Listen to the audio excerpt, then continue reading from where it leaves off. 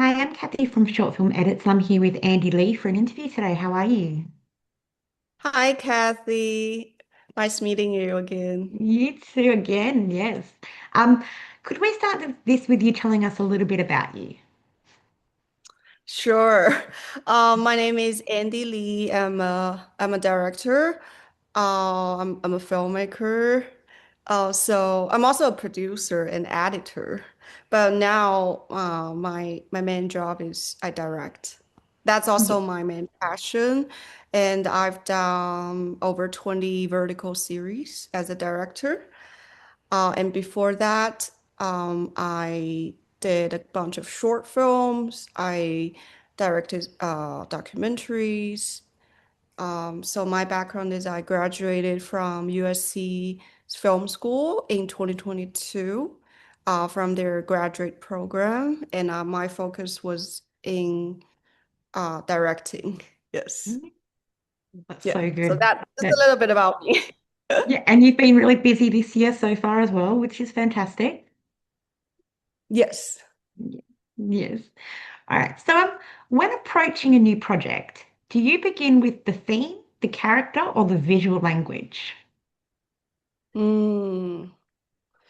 I think it's both. So I always read the script first, and I feel like I would start with the character and the theme first.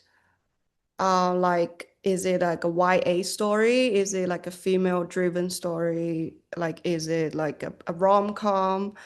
Or is it for female audience or for male audience? And who's the protagonist? Who's the antagonist? So I think I usually read the script with non-bias, just like straight through it. Now I can read it pretty quick because I've Mm. done so many, but I used to be a very slow reader.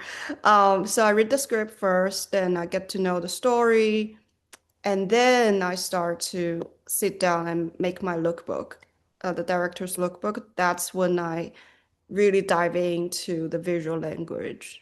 Yeah. So I would Mm. say character and theme first. Yeah. And then how do those other things evolve evolve through the production? Oh, you mean pre-production? Yes, so all the character and the visual language and stuff, how does that evolve during the production? Oh, how does it evolve? Um, I think of course, when I first read the script, I have my own like use ideation or my own version of like how the character would look like or how the story would um, visually play on screen. But in reality, like it also comes to who the actors are, who we end up casting, and what's the real location we're gonna shoot at. So we always adapt to those kind of things. Yeah. Um, so it definitely involve based on a lot of logistic things, a lot of budget things, and also depending on who's playing this character. Um, like I think each actor is unique individual, and I think even and they always bring their personal touch to this character, which I really like. So even they're not like 100% matching like how I imagined this character in the first place, but in the end of in the end of them, I'm always very satisfied when the Yeah. story comes to life, and I think they always pulled it off. Yes. Yeah. That moves on to my next question, actually. So, how do you navigate the tension between your original vision with the reality of production constraints? Mm, I think first of all, vertical is not like my feature film or my short film. Like I'm not the writer. So it's more like a product or Yeah. like a it's very client driven. It's very writer driven. So I would say I'm grateful. Like a lot of platform really trust me and give me a lot of creative control, but that's not always the case. But I think, but for me, I'm always like pushing, like try to have my own version of the story, but at the same time, I understand like this is a vertical product. So that means I cannot treat it as like a artistic project or like a passion project or like a it's not using this to say my own voice, if that makes sense. Yeah. Like it's in the end of the day, it's like a commercial project. It's like a so for me, but I think every time I try to get the best out of it, like I always sit down, take a lot of time to make my lookbook, and that's the part I'm really enjoy doing. I would go to like shot deck to find shots. I would sit down, write my director statement, and for each character, I'll have my own description, and there I'll add their backstory and things like that, even it's not in the script. And so I really enjoy the process. Um, and sometimes on the day, so there are a lot of like changing, like very like variables, Mhm. things like um, let me give you an example. Like for instance, there like a lot of intimacy scenes. Mhm.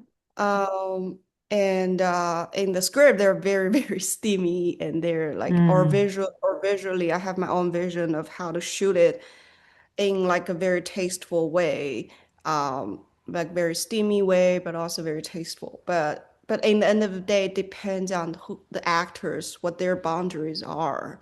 Like some of them are not okay with simulated sex, or they don't want to do certain things, like um, so I have to cheat it. I have to be very creative. Like, how do I protect them and not making them uncomfortable, but at the same time achieving the vision and still make it tasteful and audience still enjoy watching it, you know? Yes. Yes. So that's definitely a challenge. So that comes to my shot list, like my shot design, and so in that case, I would shoot it in a more subtle way, and it looks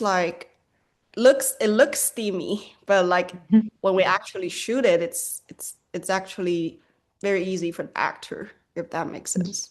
Yeah, I remember last time we spoke, you brought up that motorbike scene in Me and My Bad Student. That was one of those Mhm. scenes we spoke about last time, which you were Mhm. very creative with. Yes, yes. I think it's every day on set there are so many things happening. Like what I gave you just one example, for instance, there were times like we don't have the wardrobe or something happened to the wardrobe, it just disappeared. Or I know it's ridiculous. It's like or sometimes my AD would came to me with like horrible news, like, oh, Andy, I know in the square we have three servants, we have three BG, but two of them like stood us up. They're not showing up this morning. We only have one. Or things like the picture car is gonna be late, or like so it's like all these kind of things happening, and then you have to come up with ideas. So I feel like sometimes on set I'm solving problems. Of course, like producers are solving problem, but at the same time, like I try to approaching it with a more creative way of um yeah, if that makes sense. Feel like you have to be prepared for everything. Yes, like things always go south. Or I remember there was one time like so many things happened in our set, and my AD was like, Andy, at this point I really think we're cursed. Like like he was just like, I think we're cursed. I'm like, Hmm. yeah, I think But you we're got through cursed. it. But you got through Yeah, it, right? yes. Yeah. Yeah. It's like That's the I was like, she's like, the wardrobe's not here, we don't have it. I'm like, what do you mean we don't have it? Wardrobe's a Um, big part of it. You need wardrobe. yeah, just I think yeah, a lot of things happen like you would not expect. Yeah. Yeah. Yeah.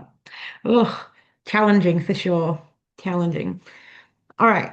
What do you look for in an actor beyond their performance itself? Mm, for me, is do they make me feel authentic and do they make me feel like believable and do they make me feel like they're at the moment at the present moment if that makes Mm, sense. yeah. um I think even sometimes I think that also comes to what I think makes a good performance. I think a good Mhm. performance is when you don't think they're perform anymore. You Yeah. feel like they're just being present, like they become the character. So I think so for me, like I'm always looking at the monitor and try to like feel like how what happening there, how does it make me feel? Yeah. Yeah. I know And I it's a know from little our bit abstract, but I know from our last chat, you also said that you love being able to improvise. So I yes. guess in that way that you'd feel once they're improvising whether they're like more comfortable being their character in certain ways, and you can work with that. Yeah, yeah, yeah. I think I don't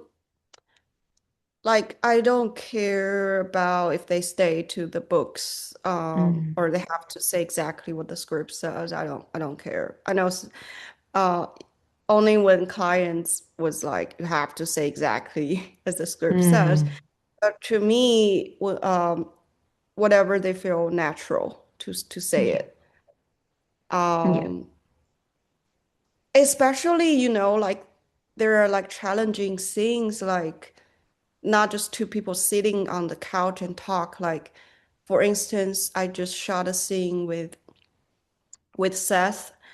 mhm, Seth and Kylie. Um, so there's this scene, it's like the girl jumps into the pool to save him, and he's floating in the pool, and it's cold, it's night, and I just tell them like when you get there, just do what feels natural to you. Like what would you do to save him? Like what's your instincts are? I think mm, by having that conversation, um, they can really stay present and they can bring the most authentic performance. Because it is cold and they are yeah, in the pool. Those yeah, are real situations. And if they get there, they try to think about, oh, what does the script say? What should I say? Then their performance becomes not present. mm, So if I yeah. give them the permission of just being natural, being like trust your instinct, I think that usually brings out the best performance. Yeah. I agree. Yeah, I completely agree with that. All right. Have you ever had an actor take a character in a direction you didn't anticipate? Yes, Mhm. all the time. My actor always surprised me. Mhm. Um, yeah, all the time. Like, I think in good ways, but also bad ways. Like, Mm, in bad ways is I think they have their own takes on the script or on the character. Um, and I usually always respect them. And like sometimes you watch their performance, you would immediately understand they have some misunderstanding with the character. Or I think they're not fully prepared for the character. And then I'll talk to them and they have their own understanding. In that case, I'll give them the permission to do that, but at the same time, I would also request for like another version of the performance. So we have at least two takes. And then in the editing room, the post team can decide which version we're using. Um, and other times my actors always like they would surprise me. Like they would give me performance like I would not anticipate. And I think that usually comes to a little bit of improv, like they adding like a small gesture or like just like a small hand movement even, or just a little bit of things, or like one extra lines or two extra lines. I think that just makes the scene much better. Yeah. Mm. Yeah, or even just like saying it in a different way. Like you may have thought that it Yeah, would be yeah. angry, but they say it in like a more passionate way or something. Yeah. Or yeah, I think so. I think I'm very grateful to always work with very talented actors, and I think I always learn a lot from them. And a lot of them are actually much older than me. They were in the industry for 20, 30 years. Um, so I just feel very grateful and to work with them. Yeah, of And course. and they also trust me. Mm, So I really enjoy it, and I'm very grateful for that. that's good. That's good. All right. So you started directing at a young age. How has your definition of a successful project changed over time? Wow, you have deep questions. So- Um, I think when I was younger, I actually made my first film when I was 16, like in high school. So that time I was so young, like I know nothing about filmmaking. I think for me that I was too young that time. For me, success was just I finished the film, then Mm, showed it off to my classmates in high school, and everyone was talking about it. It's like, oh, Andy made a film, and mm, things like that. Um, then later, when I was in film school, I think it's about, oh, if my professor likes my film, because they're like Hollywood people, like some of them won an Oscar or things. I think they're like, yeah, if I got like a praise from my professor or things like that. And then also I think just a couple years earlier, my definition of success is like, oh, how much awards I got, like how many festivals I got selected in. Because you have all these criteria kind of define like what makes a good film. And I got very happy when I got selected, but also sad when I was not. Um, you have all these awards like DG, student DGA, or the student Oscar, the student Emmy. It's like mm, you name it. It's like, so I think back then my definition is like, yeah, the awards or the mm, recognition. But I think as I grow older and right now, a couple years later, to me, is about um I don't think it's the awards or mm, it's I mean for verticals, I don't think it's like if it's a viral show or not. Oh no, of course the executives will have different opinion about that. But for mm. me, it is even this show is not a viral show, but I'll be so happy if it made even one of my audience happy, or they were laughing about it, or they enjoy watching it, or it kind of changed their life in certain way. Even it's not a viral show. Yeah. Um, I think it's about how much impact I bring to my audience. Um, yeah, I think, and also comes to like, mm, how everyone feels about the Yeah. project. Like Yes. if it's a good collaboration between everyone, between me and my DP and my production designer, my costume designer. I think at a certain point now, I'm not really driven by the result anymore. Yeah, no, I love that. I love that though, because I mean, I know that, the business side of thing, it's all based on like how many views and how much money it makes. But I love that for you, it's just about how well the project went and how everybody loved each other and worked well together. And I think that's important. Yeah, I know like the executives will not like my answer because it is a business in the end of the day, and my job is to helping them earn money. Uh, which I'll try my best. I'm not saying like I'm not um try to make it a viral project, but I Yeah. don't think that's my if I'm not making a viral project, I wouldn't be Mm. depressed or I No, wouldn't be blaming myself for it if no, of course not. And it's not just based on your job, you know, to make that yeah, viral, it's based on so many other or things. or I wouldn't say it's not successful if it's Yeah. not a viral or Yeah. it doesn't make it to the top of the charts, Mhm. the vertical charts. I think now I don't give too much shit about these kind of things. Yeah, I love that. I love that though. I really do. Really, really do. All right. What's a project you've made Hope that I has won't taught be you the most? blacklisted. No, you won't. You won't. I'll cut that bit out if you want me to. No, it's fine. It's fine. I don't care. Okay, cool. All right. What's a project you've made that has taught you the most? Wow. Hmm.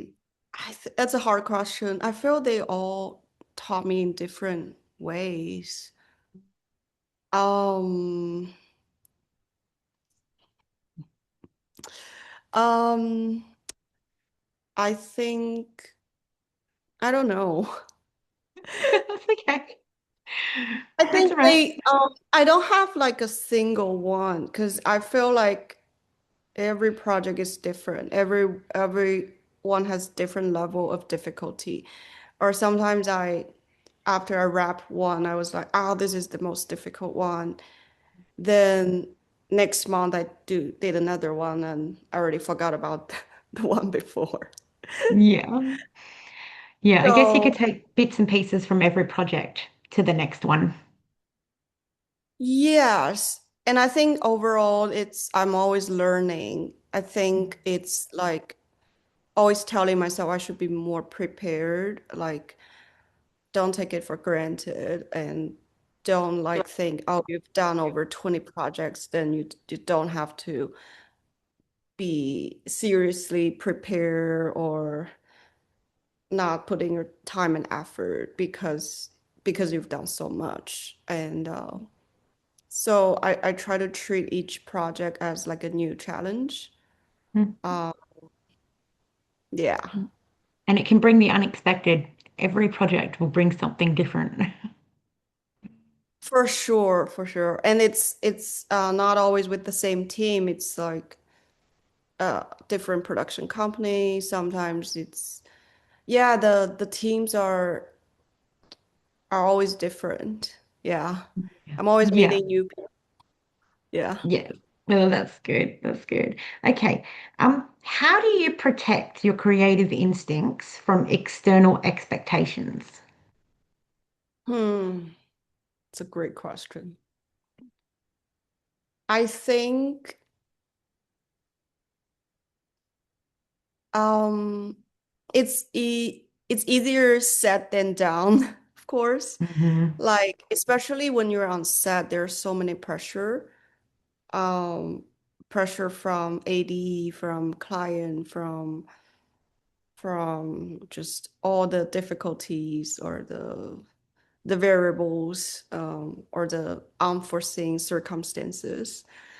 I think for me is always believing myself.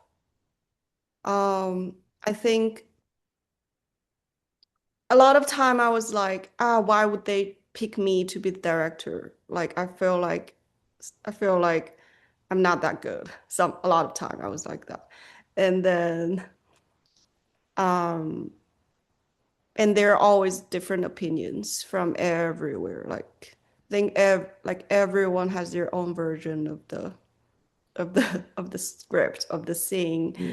And then I think as a director, you really have to trust yourself and not being afraid to be challenged. Yeah. And yeah, so when things like unexpected expectation happens or there are different opinions, if they're good opinions, I mean, I can always take them. But if they're like, I feel like it deviates from my vision or I think it's something's not right. Like I feel Yeah. like I always trust myself and say no and just be brave enough to stand up for yourself and for your vision. Absolutely. Yeah. Um, it's like, or I just wear the t-shirt says because I'm the director, that's why. Yes, I love that. Don't mess with me. I'm the director. I Or love are you the director or I'm the director? Like, you want to direct? it. Are I you the think director? every crew member needs a different t-shirt. Yeah. Oh, I love I know that. it's a lot of pressure. It's hard. Yeah. Also, when you are like the probably one of the shortest and the skinniest person on set. Oh, yes. Honestly. But you can show them that that doesn't matter. That you're like, I can still stand my ground. I still know what I'm Mhm. doing, you know? Yes, it's hard. It's hard. Yeah. Yeah. Oh, I'm see, still learning. Still learning. yeah, but that brings the topic of like visual expectations of people as well, and that's just a whole other story, you know, Hmm. judging people by their, you know, don't judge a book by its cover, you know. So Yes. yeah. Okay. How involved are you in the cinematography decisions? Oh, that depends with who my DP is. Mm-hmm. Um, some I wouldn't say their name, but some Yeah. DPs, I I feel like I'm more involved. Some DP they act more like a camera operator. Yeah. Like it's always me who tell them my blocking and the shots I want. Mm-hmm. And some DPs they just follow my whatever I said. Like they would give some notes. So I would be very involved, like creating shot lists, telling them what shots I want and things like that. I feel like Yeah. the some of them are really depend on me. Mm. Some other DPs, which is not which I like. I feel like I Mm. have a lot of control. I feel like I'm the Mm. boss. I'm the boss lady. Like that feels great. Um, Mm. but other DPs, especially much more experienced ones, like um, who definitely have much more experience than me, Mm. they will kind of give me more notes. Mm-hmm. Um, um, like shots, lighting, like all kinds of things. Mm. Because they're more experienced and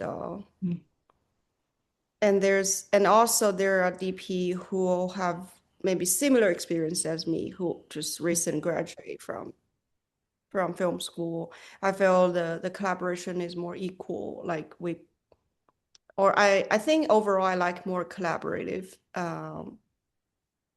like collaboration. Like I would Yeah. love to sit down with them, like talk about my vision and about my shots, about the shots I want, and they can give me suggestions. Mhm. Uh, I remember there was a time like I forgot which DP was that. Like I tell them my vision for like this shot. I was Hmm. like, I was like, I want to have like a tracking shot or something. And he was like, oh, I don't think tracking shot works for this kind of emotion or this kind of scene because it's more like her POV. So he suggests like a long lens, um, or static long lens would be better for the story. And I took that note.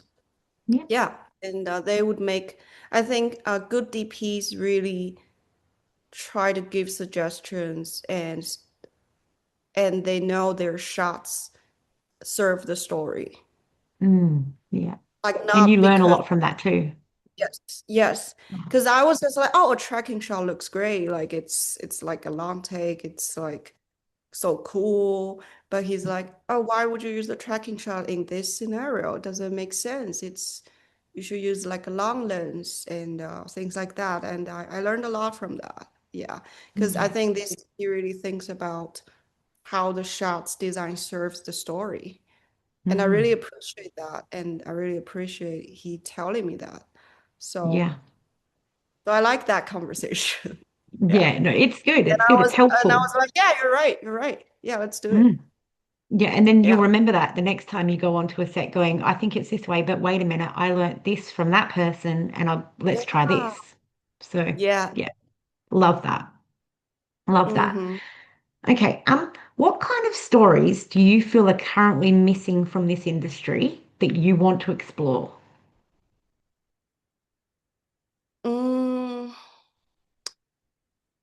you mean the vertical space, right? Yeah, So let's go with the verticals. Yeah. I feel like mm, there's a lot of things that's missing. Hmm. I think first of all, like Um, I think we need more representation on screen Yeah. because I feel like the clients are always just looking for white male, white female, Caucasians. If you're Asian, if you're Latino, if you're Black. I haven't seen a single Black person got like a lead role. But if you're looking at traditional movie, like it's not the case anymore. Like Yeah. so I feel like first of all, it's no matter what story it is, I think the representation for sure. Yeah. So we're not just limit to Caucasian actors. Yeah. Um, and story-wise, I think I'm so sick of like women being drugged Hmm. or men being drugged, then they have sex and then just like I just hate like the drug Yeah. scenario. It's always it's still there. Um, and I don't like when they were like beating up the pregnant woman. It's just so it's so cruel. It's not fun. It's like I was like, who's watching these kind of things? Mm. And I think there are a lot of things missing. Um, And I feel we need more like representation, not just the race part, but also like the marginalized people, like the marginalized society. I feel like most of the character are like working class or they're CEO or Mhm. even the girl who come from a poor background. It's not that bad, like he works in a restaurant or he's a janitor, but it's not that bad. But I think in the real world there's much more people coming from a much worse background and scenario. So I think we need to shed light on more marginalized society. And I think we also need more story for elderly people. I've Yes, seen I like completely some agree. we've seen like much more stories about the elder people, like people falling in love in their 50s, 60s, and the age gap story, the cougar story, things like that. But I Mm, feel we need more stories like that. yeah, Um, yeah. So I think yeah, there are a lot of things. yeah. I agree with the elderly like people, like not elderly people, the older people, middle-aged, we Yeah, see a yeah. lot of, storylines and they're always young, and I get that, I think that the vertical space needs to be, like you said, a lot more diverse. Um, but also like the age, not everybody fits into that bracket of young people, you know. They're Yeah. the middle age want representation as well. The That's diverse people want representation. The LGBT community, they want representation. Like we are seeing more of it, but it's not enough. We need more. Yeah. yeah, in vertical, 35 means old. That's crazy. Yeah. That's crazy. That's insane. I'm Like insulted. that's so not right. It's not Like right. yeah. No, no. I mean, even I'm older than 35. So in that Yeah. case, I'd be old. I don't feel old, but it shouldn't be that. Yeah. It should be, Yeah. yeah. Hmm. There's a lot of elderly people or older people getting cast as grandfathers and grandmothers and stuff, but where's their Hmm. love story? They can still have a Yeah. love story. Yeah. So, yeah, I want to see it. I want to see it. Yes. All right.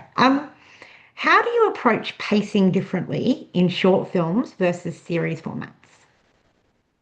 Wow. It's totally different. Hmm. It's so different. I think for short films, I'm the writer because I'm a writer director. I wrote my own short film. So the pacing was much slower, much, much, much slower. Um, I can have like a 1 minute long take if I want with no cuts. I think the pacing was just depend on the story or however I want to pace it. It's definitely much, much, much slower. But for vertical, it's quick. It's very quick. I felt there's no backstory. It's just yeah, there's no nuance a lot of times. It's just Mm, very direct. It's just the it's like every episode you have to have a hook and then you have to hook audience before the paywall and things like that. So there's a formula for that. Like yeah, you have to shoot like slow motion for this woman smash a coffee cup or whatever that is. You have to have 5 angles of a bridal carry, like things like that. Um, but I feel in short film I don't need that many coverage. Like I feel I've when I sh it's when I shoot verticals, I definitely feel sometimes it's much more shots. It's like close up after close up, inserts after inserts, like it's because you have to have those coverage and shots to build up the pace. yeah, Um, because you only have like this medium shot of two people talking from their waist up, and you don't have their front like close up or whatever. I think then the editor doesn't have the coverage to cut with, then the pacing will be slow. So mm, So yeah, it's much more faster. It's much more faster. And mm, yeah, I think because of the format, mm, has to be fast. Otherwise people get bored. And then there are like millions of verticals out there. Like if if people doesn't want to watch your show after first episode, then you lose them. It's very cruel. It's like the Yeah, that's the fact. Like you have to deal with it. It's like you have to, it's in a way you treat it as more like a product, hmm than like a like art, you know. Yeah, yeah, yeah, I understand. It's more like what will sell rather than what I envision. So, Yeah, it's much more customer driven. mm, yeah. Yeah. Okay, that's fair. All right. Um, how do you protect the honesty of a story? Wow. I think it all comes to their performance Hmm. and the beats. Like, do they Hmm. hit the beats? Do they, then it comes to pacing, comes to, I think we turn to lose that honesty if we're rushing. So my approach is to foresee that. And what I can do before we even start the project is instead of shooting a 15-page day, we do 11-page. Because I know that extra 4 page gonna rush me. Then rushing means I'm not able to get the honest performance. Then I'm losing honesty. Um, so I think then I'll talk to producers about I'm only comfortable with shooting how many page a day. I mean, there's a vertical standard, like 15 means it's a lot, and 11, 12 is like an average. So I would always fight for lesser page a day. Think that at least like I know I'm only gonna deal with 11 page instead of 14. So Yeah. that gives me and my actor space to bring out a better performance. So I think that's one way to protect it is you protect it from the very beginning. You Yeah. just that's like the production side of things. I think then another thing is I think it as a pre-production side is then it comes to casting. Like who do you cast? That's very, very important. If the actor you cast doesn't fit the role or it's not believable, then you fail in the beginning. Like, yeah, Yeah. so casting is so important. So you have to be very patient. Like sometimes you've seen 50 people, you still haven't found the right person. It's like Yeah. that new FX show, American Love Story, like um the casting team took so much effort they couldn't find the guy to play JFK Jr. Hmm. Like, because in that case, they have to find the guy who looks like him, but also like has that same vibe and things like that, the same demeanor. So I think they couldn't cast the guy who's playing that until the very end. So you have to be very Mm. patient. I think the casting process also decides how much honesty you can bring out. So that's another way to protect. So say you have a great actor and you're only shooting 11 page a day. Hmm. So I think on set is then you already got a very high chance of bringing out like a good show and good performance because of all these reasons. Then on set, I think um, you just bring the best performance from that actor. Yeah, Yeah. because he's already And great. You yeah, just and make chemistry the is very important as well. Oh, yes, you're so right. I forgot about that. Chemistry. Oh my God, that's definitely the Yeah. yes. Yes, the chemistry. Yes, that's so important. Because it's Yeah. always about the chemistry for these Hmm. verticals. Yeah, Yeah. it's so that's why we always do chemistry read. Hmm. Yeah. Yeah. I know sometimes you can see on screen, like, I know that everybody tries their best, and I never doubt any actor for doing their best, but you can see on screen when the chemistry really hits to when it doesn't.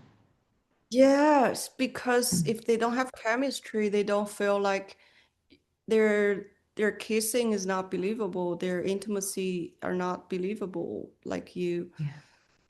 yeah, it's so important. And these Mm. things cannot be fake. It's even he's a great actor, she's a great actor, but they just don't have chemistry. Like, Yeah. what Yeah. can you do? Yeah. It can be hard, of course. Yeah, Yeah. it is what it is. Like, yeah. Yeah. Okay. How do you direct actors towards emotional authenticity without giving them too much direct instructions? Hmm. I think when it comes to very emotional scenes, like very challenging scenes, like scenes require them to, whether it's a breakup scene or it's a scene about they review something, they tell them a secret they've been suppressed this whole show. They finally like tell him about, oh, what's her real identity or whatever that is. Like the Mm. climax, the or the breakup scene or the divorce. Um, I usually my approach is I say less. I Mm. think because actors are always they're already very probably very overwhelmed because they're dealing with 11 page, 12 page a day. And I think emotional scenes means it's a lot of monologue. It's a lot of lines. So they're already overwhelmed with remembering the lines and then the actions. And if I go there like talking like a lot about what you should do, I think that's just gonna overstimulate them. Like, Yeah. so my approach is say less and let them do their thing first. Like for the first take, I say nothing. Just let them do it. And sometimes you got a good performance and it's a one take wonder, but other times it's bad. It's like they forgot their lines and then it just doesn't land. Then I would step in. Even like that, I don't say much. I just tell them um, like the motivation, like the backstory, or sometimes I don't know. I don't. Mm. I just tell them, or I don't know how to direct them. It's just hard. Like I would just tell them I just don't feel it. Like, and we would discuss together. Like then they would bring up idea. They were like, "Oh, Andy, how about I try this, try that?" Then I was Yeah. like, "Okay." So there were very frustrating times. I was like, I just tell them like, it's just I just don't think this thing lands. Like I don't think it works. I don't feel it. I think we couldn't move on. We have to put this off. And everyone Mm. was frustrating. And then but we would sit down together and talk about it. And then they would bring up ideas. Yeah. Yeah. So I like when Collaboration. yeah, they bring ideas, then they would say, "Oh, Andy, how about?" Because they would tell me they didn't feel it either. Because Mm. they were like they didn't like that take either, but they didn't know what to do. But then we discuss a little bit, then we're brainstorming, we have some ideas. Then we're like, oh, let's try this, let's try that. Then we Mm. try it and it works. Yeah. So I think it's collaboration Yeah. and it's Collaboration is the key to everything, I think. and being honest. Like Mm. if it's a bad performance, it is a bad performance. Like don't Yeah. tell them, oh, you did a great job, or I like it if it's bad. Just being honest. Yeah. Yeah. Yeah. Don't lie No. to them. No, Yes. no. Because you need to get the shot that you need, and you don't want to tell them they did great if that's not the shot that you need. So I get Usually that. my actors can tell from my face already. I remember Like, that. I remember Jake because and Shana said, I, you get this look on your face when you're happy. yes, like the actor who I'm very close with, like they know what I'm thinking. Yeah. Yes. Yeah. I remember Jace was telling me, Jace, I think actually it was Jace that mentioned, I can't remember which one it was that mentioned Yeah, that in the James. I last think James. Jace. Yeah. Yeah. It was so funny. All James right. definitely knows. Yes. Yes. Yeah. He's worked with you a lot, which is good. So, and I know that he fully respects you. So that's good. Good. All right. How do you navigate language, both literal and emotional, when telling cross-cultural stories? Both literal and emotional. Um, yeah, you know what? I like that question because even I came to the States when I was 18, but I'm not a native speaker and I didn't grow up here. So I wouldn't consider myself, I'm not American. I'm not American enough. Even I spent most of my adult years here. So I think literally is you just have to practice your English better. Mhm. Like, um, I guess, but the more I'm doing this, the more I feel like more confident in things like that. The literal part is easy. I think you just gonna read more scripts, even the words or phrase you don't understand, you look it up. And the literal part is easy. I think the more practice you do, you get much better and better. Like I would never speak like a native speaker, but I think I can get better. And but the emotional part, I think I have to. What I do is um, just immerse myself more to the American culture, like watch more films, read more books, more novels, and get on social media. Like, what are the young people are talking about these days? What are the older generation talking about these days? I think as a director, it's like a very it's like a skill set. It's like I think it's you have to understand this is all aspects of walking, all aspects of people and age and things like that. I think for me, for instance, I can give you an example. Like I did a lot of YA shows, Mhm. like American high school shows. I didn't go to high school here. I went to Yeah. high school in China, and my high school is so different from the high school here. My high school in Yeah. China was very rigid.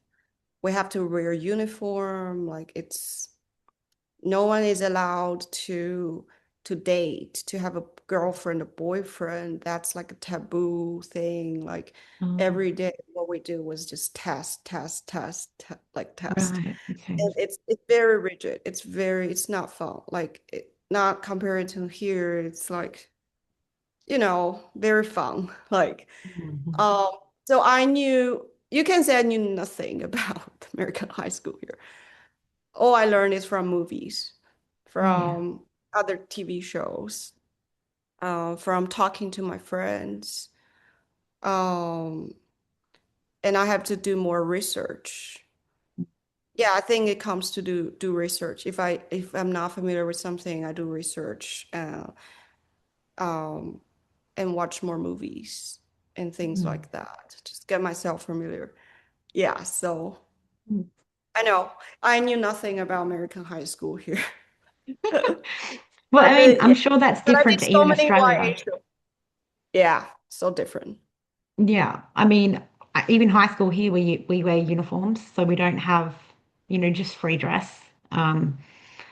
But yeah, so we're different than America too. So it's just, yeah, I wouldn't know Yeah. anything about American unless I watch a movie. And then, yeah. Or I would if it's something I'm totally unfamiliar with, or I know I'm not gonna do good, I'll just turn it down. Like, Mm.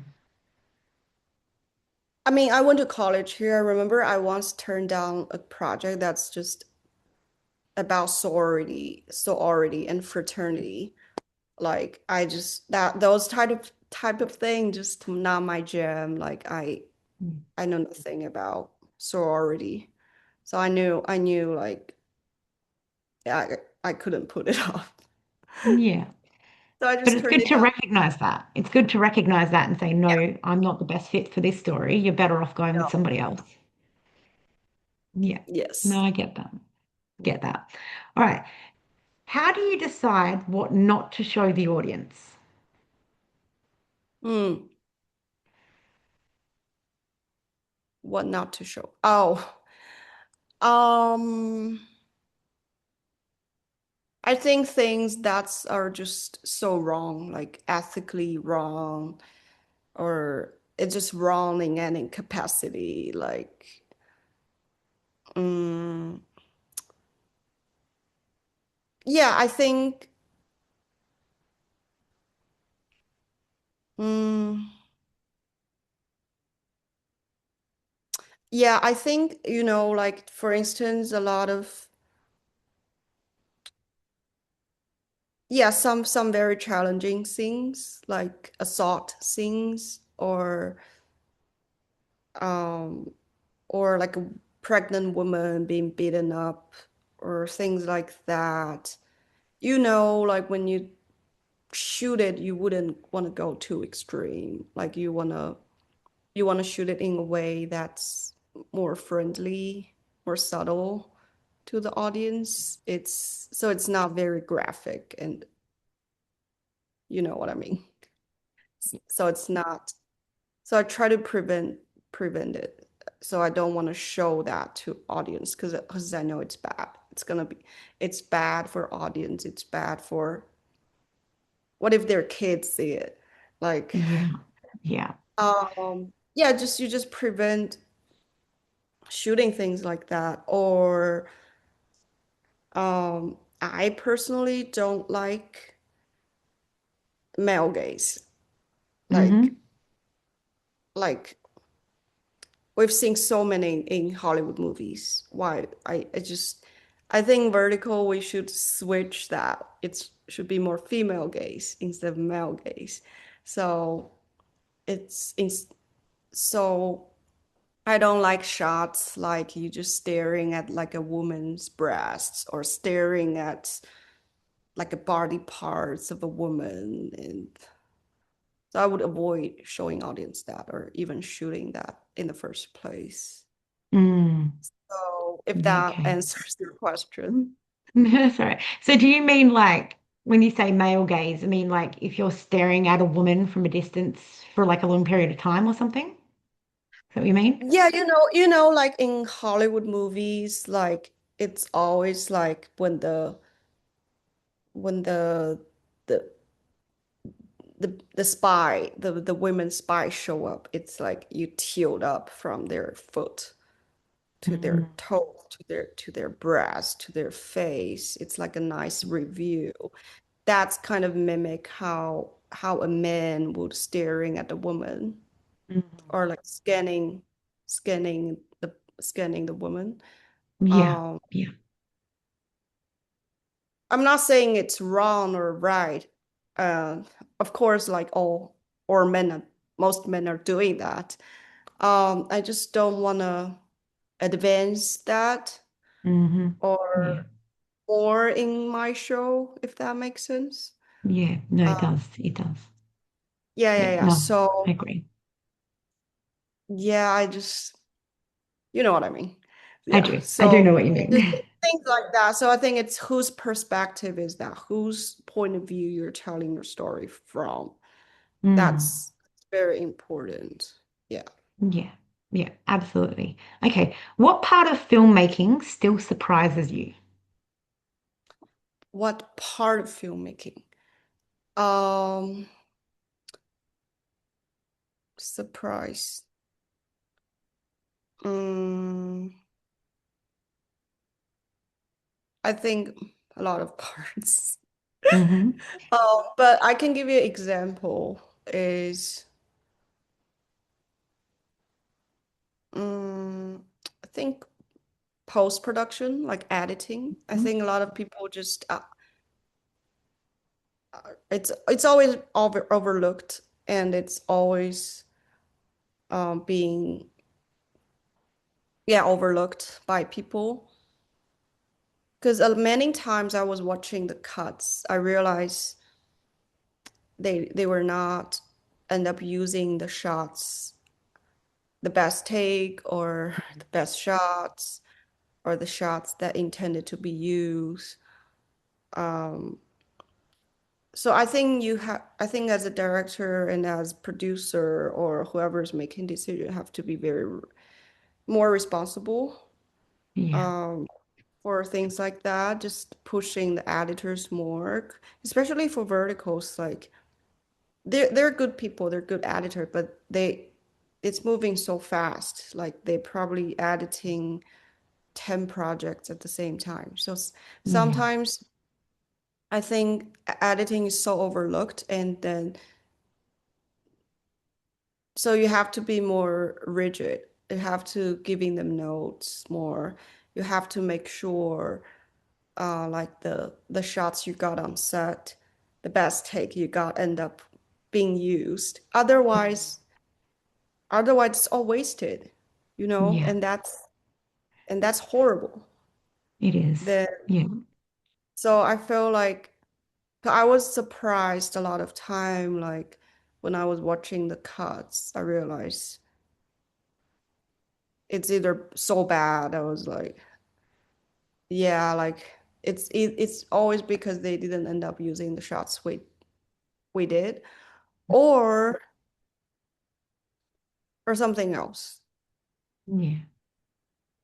Yeah, I think editing always surprised me. It's so important and so overlooked by people. Yeah. It's like I really truly making, believe editing can make or break a story. yeah. Yeah. Okay. What is your proudest moment on set? I think as a director, one of the mo thing that made me proud is when you giving a note to actor, and then they put it off in that take, in that one Mm, take. And yeah. then the emotion landed, and then it just works. And then that's my most proudest moment. Yeah. And I feel like I'm doing my job. Yeah. No, that's really, really good. All right, I have two more questions left. Is there anything you would like anyone to know about you or your work?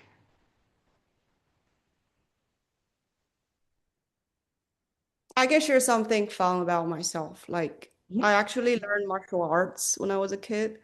Mhm. Um, so I learned martial arts for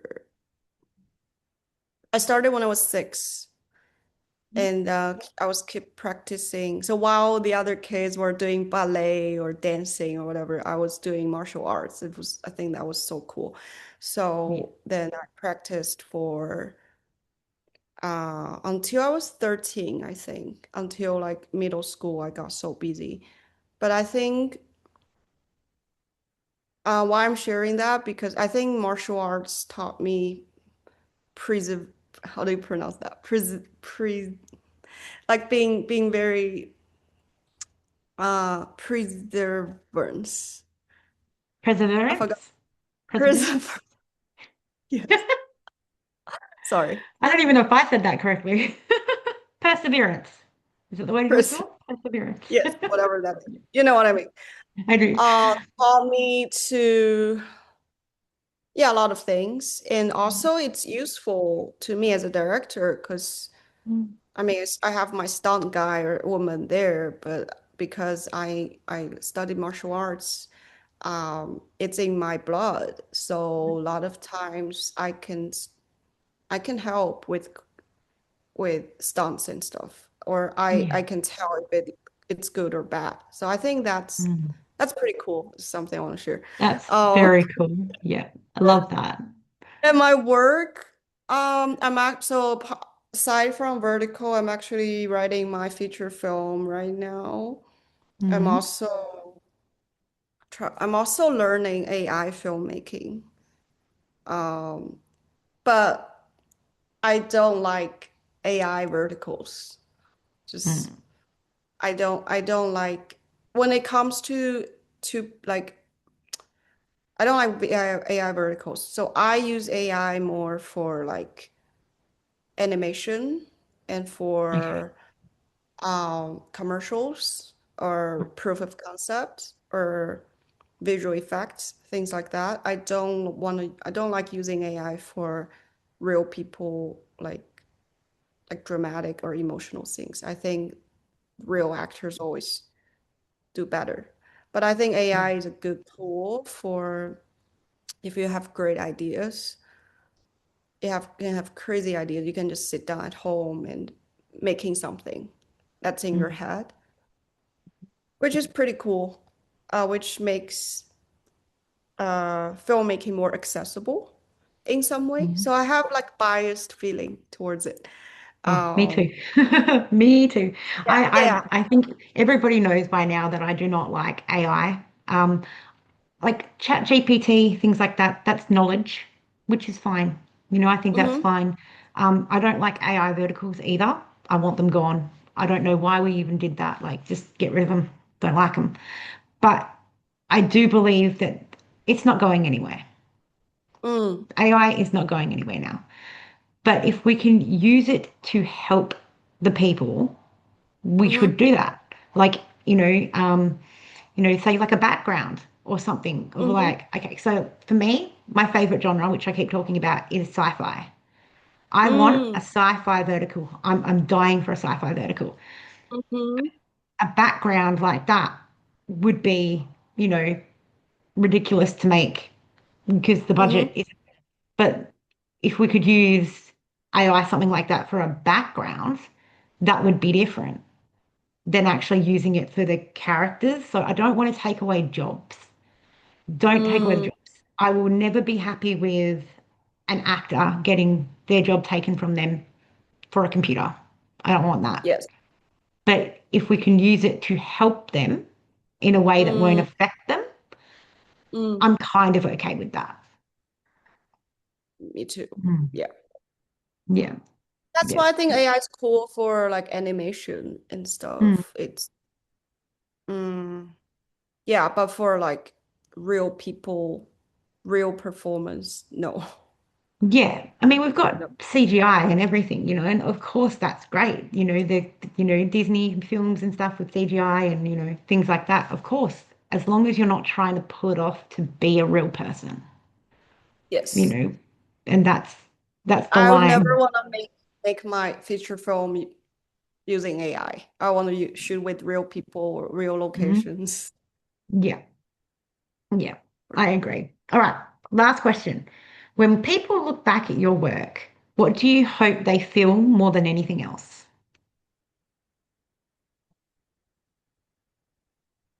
Mm, so when people looking at my work, no matter it's my short film or the verticals I did, Anything at all? Any of your work?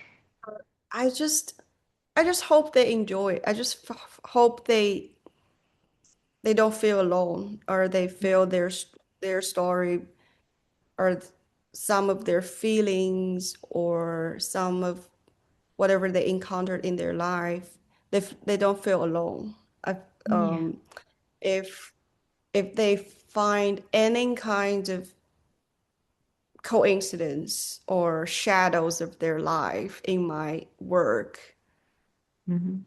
or that just make if my work just make them smile a little bit, Mm. then I'm so happy about that. Then I feel I make a little bit impact.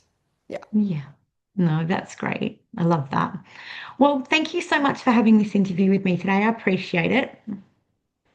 Thank you, Kathy. You're so kind.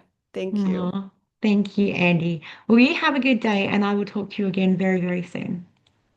Okay, bye. Thanks. Bye.